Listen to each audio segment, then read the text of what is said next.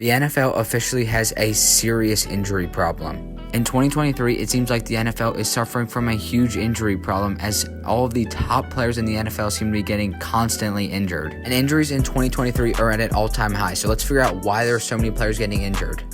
Currently, right now, there are 206 players on the injured reserve list for the 2023 season, and this is an all-time high. The NFL has never seen injuries quite like this.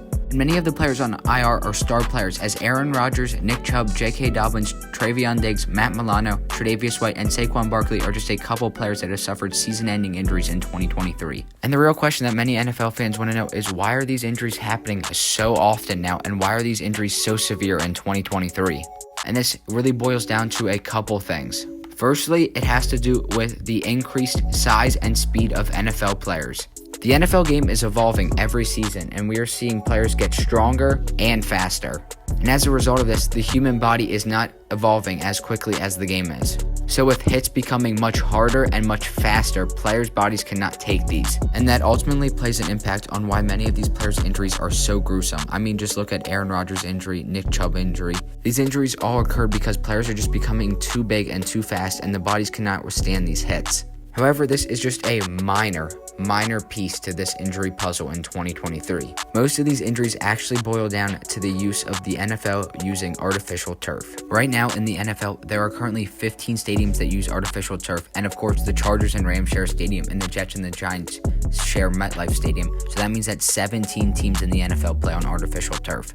And that means that about half of the games every single week in the NFL are played on artificial turf, and this is just a huge problem for the NFL. And due to this huge problem, there have been numerous amounts of studies done on the artificial turf use in the NFL, and there has been a specific correlation of a 28% high rate of non-contact lower extremity injuries when playing on artificial turf.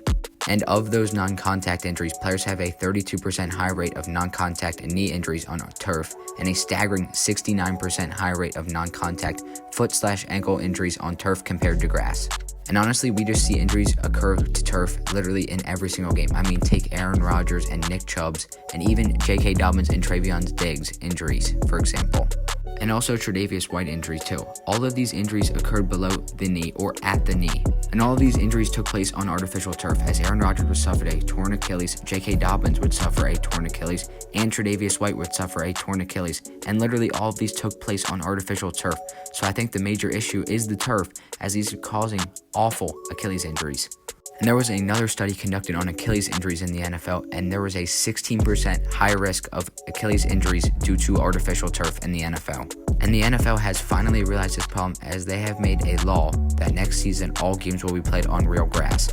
However, honestly, the games are not the real issue. It's what happens at practice, as many of these players have also got injured in practice. Take, for example, Travion Diggs. He got injured in a Cowboys practice, and that would end his season. And honestly, most of the play for these NFL players is played in practice, as they only play 1-hour games every week in actual real NFL game stadiums. So for the NFL to fix this huge injury problem, they also need to make sure that every practice field is using real grass and not artificial turf. The NFL is honestly being ruined by these injuries, as many of the top players are out, and many of the players that people actually want to watch are out. Take, for example, Aaron Rodgers. And all these injuries honestly hurt the NFL's pockets. So if the NFL wants to save their economy and also save the NFL viewers' experience, they must fix this huge artificial turf problem.